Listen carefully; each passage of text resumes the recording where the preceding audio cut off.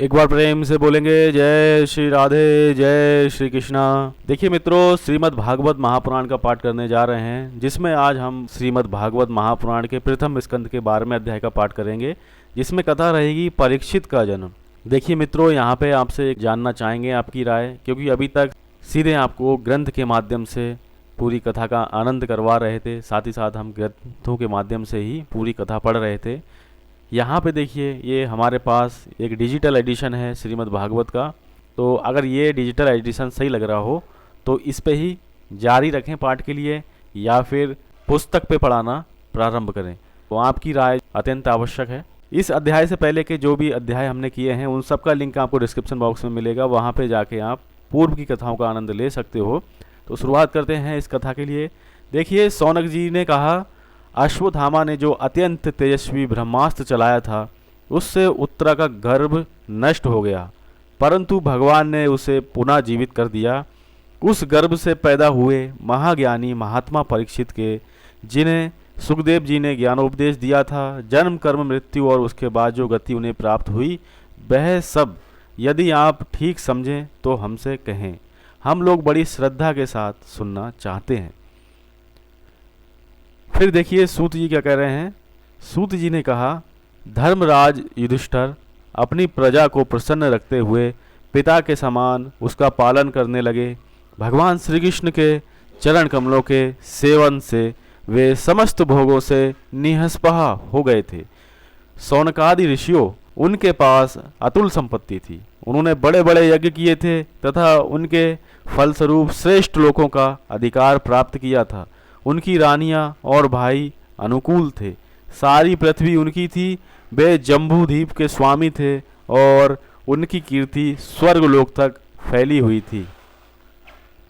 उनके पास भोग की ऐसी सामग्री थी जिसके लिए देवता लोग भी लालायित रहते हैं, परंतु जैसे भूखे मनुष्य को भोजन के अतिरिक्त दूसरे पदार्थ नहीं सुहाते, वैसे ही उन्हें भगवान के सिवा दूसरी कोई वस्तु सुख नहीं देती थी। सौनक जी, उत्तरा के गर्भ में स्थित वह वीर शिशु परीक्षित जब अश्वत्थामा के ब्रह्मास्त्र के तेज से जलने लगा, तब उसने देखा कि उसकी आंखों के सामने एक ज्योतिर्मय पुरुष हैं। वह देखने में तो अंगूठे भर का है, परंतु उसका स्वरूप बहुत ही निर्मल है। अत्यंत सुंदर श्याम शरीर है, बिजली के समान चमकता हुआ पीताम्बर धारण किए हुए है। सिर पर सोने का मुकुट झिलमिला रहा है। उस निर्विकार पुरुष के बड़ी ही सुंदर लंबी लंबी 4 भुजाएं हैं। कानों में तपाए हुए स्वर्ण के सुंदर कुंडल हैं। आँखों में लालिमा है। हाथ में लूके के समान जलती हुई गदा लेकर उसे बार बार घुमाता जा रहा है और स्वयं शिशु के चारों ओर घूम रहा है। जैसे सूर्य अपनी किरणों से कोहरे को भगा देते हैं, वैसे ही वह उस गधा के द्वारा ब्रह्मास्त्र के तेज को शांत करता जा रहा है। उस पुरुष को अपने समीप देखकर वह गर्भस्थ शिशु सोचने लगा कि ये कौन है। इस प्रकार उस 10 मास के गर्भस्थ शिशु के सामने ही धर्म रक्षक अप्रमेय भगवान श्री कृष्ण ब्रह्मास्त्र के तेज को शांत करके वहीं अंतर्ध्यान हो गए। तदंतर अनुकूल ग्रहों से उदय युक्त समस्त सद्गुणों को विकसित करने वाले शुभ समय में पांडु के वंशधर परीक्षित का जन्म हुआ। जन्म के समय ही वह बालक इतनी तेजस्वी दिख पड़ता था मानो स्वयं पांडु ने ही फिर से जन्म लिया हो। पौत्र के जन्म की बात सुनकर राजा युधिष्ठिर मन में बहुत प्रसन्न हुए। उन्होंने धौम्य, कृपाचार्य आदि ब्राह्मणों से मंगल वाचन और जातकर्म संस्कार करवाए। महाराज युधिष्ठिर दान के योग्य समय को जानते थे। उन्होंने पिरजा तीर्थ नामक काल में, अर्थात नाल काटने के पहले ही ब्राह्मणों को सुवर्ण, गौएं, पृथ्वी, गांव, उत्तम जाति के हाथी घोड़े आदि दान कर दिए। ब्राह्मणों ने संतुष्ट होकर अत्यंत विनयी युधिष्ठिर से कहा, पुरुवंश शिरोमणि, काल की दुर्निवार गति से यह पवित्र पुरुवंश मिटना ही चाहता था, परंतु तुम लोगों पर कृपा करने के लिए भगवान विष्णु ने ये बालक देकर इसकी रक्षा कर दी, इसलिए इसका नाम विष्णु रात होगा। निसंदेह ये बालक संसार में बड़ा यशस्वी भगवान का परम भक्त और महापुरुष होगा। युधिष्ठिर ने कहा, महात्माओं, यह बालक क्या अपने उज्ज्वल यश से हमारे वंश के पवित्र कीर्ति महात्मा राजश्रियों का अनुसरण करेगा? ब्राह्मणों ने कहा, धर्मराज, यह मनुपुत्र इक्ष्वाकु के समान अपनी प्रजा का पालन करेगा तथा दशरथ नंदन भगवान श्री राम के समान ब्राह्मण भक्त और सत्य प्रतिज्ञ होगा।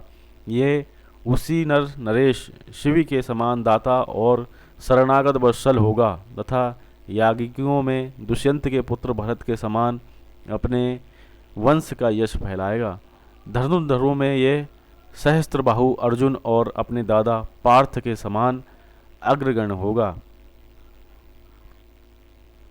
यह अग्नि के समान दुर्धर्ष और समुद्र के समान दुस्तर होगा। ये सिंह के समान पराक्रमी, हिमाचल की तरह आश्रय लेने योग्य, पृथ्वी के सदृश तिथिशु और माता पिता के समान सहनशील होगा।